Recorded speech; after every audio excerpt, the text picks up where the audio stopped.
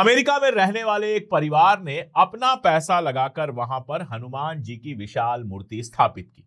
तो हनुमान के प्रति हिंदुओं की श्रद्धा कोई बताने वाली बात नहीं है। इसी श्रद्धा के वशीभूत होकर उन्होंने वहां पर अमेरिका में एक विशाल हनुमान जी की मूर्ति बनाई। अब देखिए, अमेरिका हो चाहे भारत, डेमोक्रेसी है, कोई भी अपने धर्म का पालन कर सकता है और लीगल तरीके से मंदिर बनाए, मस्जिद बनाए, जो चाहे वो बना सकता है। लेकिन इस मूर्ति को लेकर अमेरिका में एक बड़ा तमाशा शुरू हो गया है। उनके जो ईसाई पड़ोसी हैं वो उनका मजाक उड़ा रहे हैं, उसको एनिमल कह रहे हैं, कुछ कह रहे हैं, जो उनके मन में आ रहा है वो कह रहे हैं, और उसके बहाने असल में हिंदू धर्म का ही मजाक बना रहे हैं। और ये मूर्ति हिंदू धर्म के खिलाफ जो वहां पर ईसाइयों के बीच में खासतौर पर एक लहर उठी है, उसका एक बड़ा प्रतीक बनकर सामने आ गई। यानी मंदिर बनवाया था उन्होंने श्रद्धा के लिए, पूजा पाठ के लिए, वो मंदिर उनके लिए सर का दर्द बन गया है। और भारत में हिंदुस्तानियों को और खासतौर पर हिंदुओं को, मुसलमानों के खिलाफ तो पहले से ही अमेरिका में तमाम सारी नौटंकी चल रही है, लेकिन हिंदुओं के खिलाफ भी वहां माहौल बनना शुरू हो गया। लगातार जो कट्टरपंथी ईसाई हैं या फिर मागा के supporter, make America great again के सपोर्टर हैं, या ट्रंप के क्लोज एलाइज जो हैं, वो लगातार हिंदू धर्म के खिलाफ बातें कर रहे हैं। फॉक्स न्यूज पर बातचीत में ऐसे ही एक आदमी ने न केवल हिंदुस्तानियों का मजाक उड़ाया, बल्कि मैं कहूंगा कि अपमानित किया। अचानक जो अमेरिका दुनिया भर के लिए तो स्वर्ग था ही, भारतीयों के लिए सबसे फेवरेट डेस्टिनेशन था, जहां जाने के लिए भारतीय कुछ भी करने को तैयार होते थे। खासतौर पर जो इंडियन प्रोफेशनल्स हैं, डॉक्टर हैं, इंजीनियर हैं और इस तरह के पदों पर हैं, वो तो अमेरिका जाने को अपनी जिंदगी की सबसे बड़ी सफलता मानते थे। वो अमेरिका भारतीयों के लिए इतना मुश्किल कैसे बन गया? दोनों तरफ से कारण है। एक तरफ से ट्रंप का कारण है, जो लगातार ईसाइयत की बात करता है, जो माइग्रेंट्स के खिलाफ बात करता है, जो बाहर के लोगों को भगाए जाने का समर्थन करता है। दूसरा, जो भारत में राजनीति बदली है, उसका असर भी सारी दुनिया पर पड़ता है। मुझे याद है ट्रंप जब पहली बार राष्ट्रपति बना था और एक तरह से आप कह सकते हैं कि एंटी इस्लामिक प्रोपेगेंडा करके वो राष्ट्रपति बना था। मुसलमानों के खिलाफ लगातार जहर उगला था। मिडिल ईस्ट से और बाकी सारी जगहों से जो लोग जाकर अमेरिका में बसे हैं, उनको बाहर निकालने की बात कर रहा था। तब हिंदुस्तानी उसके एजेंडे पर नहीं थे। और मुसलमानों के खिलाफ ट्रंप का जो बोलना था, उसी ने भारत के तमाम लोगों को, बहुत सारे लोगों को ट्रंप का भक्त बना दिया था। ट्रंप के राष्ट्रपति बनने पर पूजा अर्चना हुई थी। इस बार जब ट्रंप चुनाव लड़ रहा था तो बाकायदा आरती हुई, क्या क्या हुआ, ट्रंप की मूर्ति लगाकर उसकी पूजा हुई। क्यों बेंजामिन नेतन्याहू यहाँ के राइट विंग का इतना पसंदीदा है? आखिर बेंजामिन नेतन्याहू ने इस राइट विंग को, जो आईटी सेल है, ऐसा क्या दे दिया? सिर्फ एक चीज दी है, क्यों मुसलमानों के खिलाफ है। तो पूरी दुनिया की राजनीति में जहां कोई मुसलमानों के खिलाफ दिखा, हिंदुस्तान के अंदर एक प्रवृत्ति बनी। और खासतौर पर ये लोग, जो सत्ताधारी दल हमारा है और जो आरएसएस है, उसके आप कह सकते हैं सपोर्टर्स हैं, ये किसी की भी पूजा कर सकते हैं बशर्ते वो मुसलमानों के खिलाफ हो। लेकिन धार्मिक नफरत की एक बड़ी मजेदार बात यह है कि वो सिर्फ मुसलमानों तक सीमित नहीं रहता है। जब आप बहुत हिंदू हिंदू करते हैं, जब आप बहुत कट्टरपंथी होना शुरू हो जाते हैं, तो उसका असर दूसरे धर्मों पर भी पड़ता है। और पिछले 2-3 साल से लगातार ये खबरें आ रही हैं कि चर्चों पर हमले हो रहे हैं। लगातार ये खबरें आ रही हैं कि जहां क्रिश्चियंस प्रेयर करते हैं धर्मांतरण रोकने के नाम पर, वहां डिस्टर्बेंस होता है। और इस बार तो क्रिसमस पर हमने देखा कि किस हद तक तमाशा हुआ। सेंटा क्लॉज की मूर्तियां तोड़ी गईं। जहां क्रिसमस मनाया जा रहा था रायपुर में, छत्तीसगढ़ के रायपुर में हमने देखा था, जहां क्रिसमस मनाया जा रहा था, उस माल पर आप कह सकते हैं लगभग हमला कर दिया गया। और भी न जाने क्या क्या हुआ। नतीजा क्या हो रहा है? नतीजा ये हो रहा है कि पूरी दुनिया में आपकी इमेज ये बन रही है कि आप अपने यहां जितने भी अल्पसंख्यक धर्म हैं, जितने भी माइनॉरिटी रिलीजन है, और खासतौर पर मुसलमान और क्रिश्चियन, उनके आप खिलाफ हैं। असर पागल यही तो नहीं है, पागल अमेरिका में भी हैं, पागल यूरोप में भी हैं। यूरोप में भी पूरा एक मूवमेंट है जिसमें जो प्रवासी लोग हैं, जो माइग्रेंट लोग हैं, उनके खिलाफ आंदोलन और क्या क्या चलता रहता है। ऐसी पार्टियां बनी हैं जो एंटी माइग्रेंट हैं, जो माइग्रेशन को मुश्किल कर रही हैं कि दूसरे देश के लोग आकर वहां पर बस ना सकें। और अमेरिका में तो ट्रंप इसी बिना पर सत्ता पर आया था, इसीलिए आते ही आप देखिए उसने हिंदुस्तानियों को वापस भेजना शुरू किया। और कैसे? हथकड़ी बेड़ी लगाकर जहाजों में वापस भेजना शुरू किया और बाकायदा वीडियोस बनाए गए और वो वीडियो रिलीज किए गए। ये क्यों थे? ये देश के अंदर और ज्यादा कट्टरपन पैदा करने के लिए, और ज्यादा माइग्रेंट्स के प्रति नफरत पैदा करने के लिए थे। और जो यहां बैठकर और वहां बैठकर भी, अमेरिका में भी बहुत सारे लोग हैं जो कुछ ज्यादा ही हिंदू हो गए हैं, बाहर जाकर कुछ ज्यादा ही देशभक्त हो गए हैं।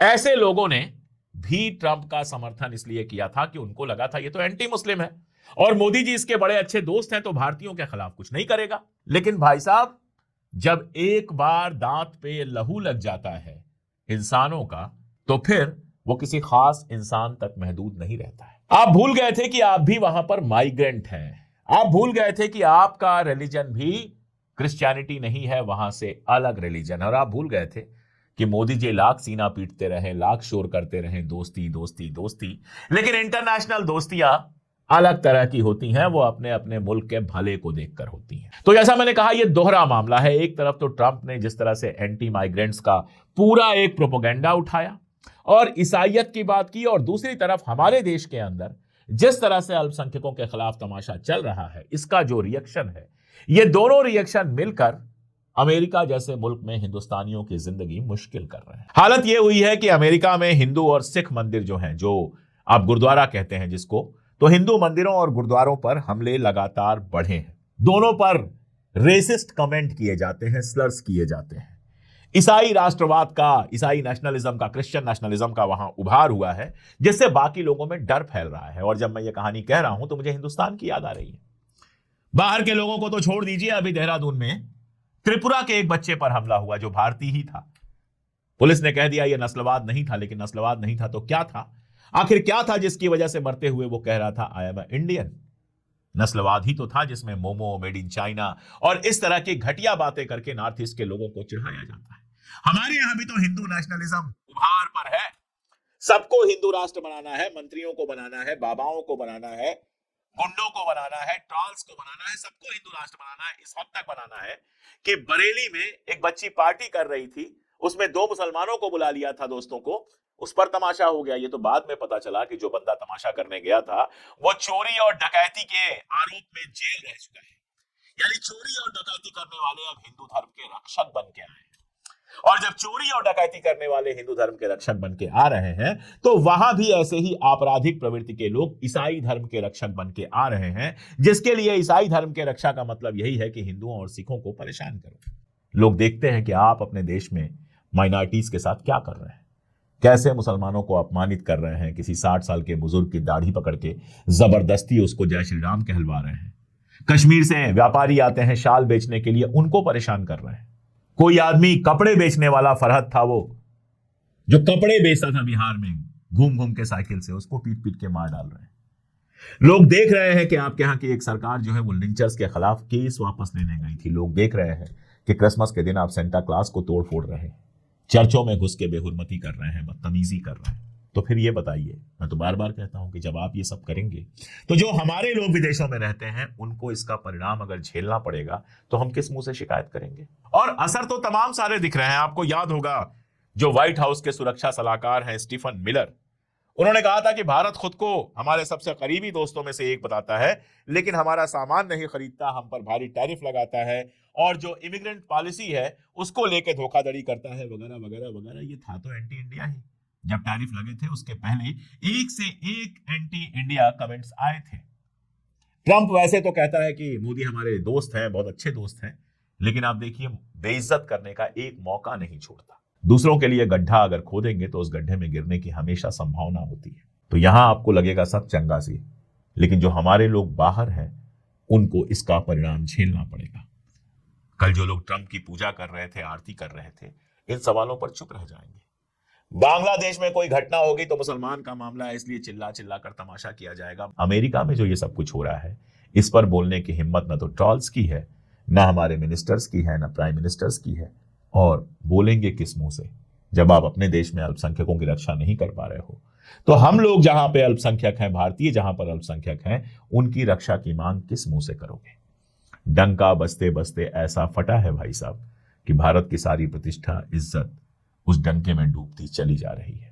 आज वो इंटरनेशनल बेइज्जतियां हो रही हैं कि हमें शर्म आती है। और बात करते हैं अमेरिका की, जहां से आज एक ऐसा विवाद सामने आया जिसे राष्ट्रपति ट्रंप की पार्टी, विचारधारा और उसके नेता सब एक्सपोज होने वाले हैं। एक तरफ राष्ट्रपति ट्रंप अमेरिका को दुनिया का सबसे बेहतरीन लोकतंत्र बताते हैं, दूसरी तरफ उन्हीं की पार्टी के नेता नफरत के ब्रांड एम्बेसडर बन रहे हैं।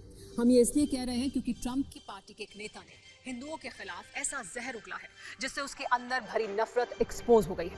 ट्रंप की रिपब्लिकन पार्टी के इस नेता का नाम है अलेक्जेंडर डंकन, जिन्हें अमेरिका में बनी हनुमान जी की 90 फीट ऊंची एक प्रतिमा से दिक्कत है। वो खुलकर ये कह रहे हैं कि अमेरिका में इस प्रतिमा का क्या काम है। टेक्सास में बनी हनुमान प्रतिमा का विरोध करने के लिए अलेक्जेंडर डंकन ने जिन शब्दों का इस्तेमाल किया, उसके बाद विवाद और बढ़ गया।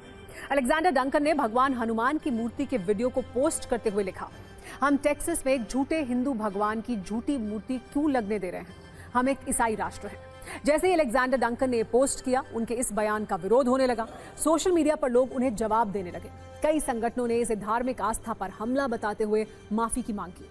अमेरिकी नागरिकों ने भी अलेक्जेंडर डंकन के इस बयान की निंदा की, लेकिन इतने विरोध के बाद भी ट्रंप के करीबी अलेक्जेंडर डंकन ने जहर उगलना जारी रखा। उन्होंने बाइबल का हवाला देते हुए लिखा, ईश्वर ने लिखा है कि तुम मेरे अलावा किसी और भगवान को नहीं मानोगे। तुम अपने लिए आकाश, धरती या समुद्र में किसी भी चीज की प्रतिमा नहीं बनाओगे। इसके बाद डंकन ने एक और पोस्ट की जिसमें लिखा, हम ये कभी ना भूलें कि हम परमेश्वर के अधीन एक राष्ट्र हैं। वो ही एकमात्र सच्चे जीवित परमेश्वर हैं, यीशु मसीह, राजाओं के राजा और भगवानों के भगवान हैं। ट्रंप के सहयोगी के इन बयानों के बाद से अमेरिका में रहने वाले हिंदुओं में आक्रोश है।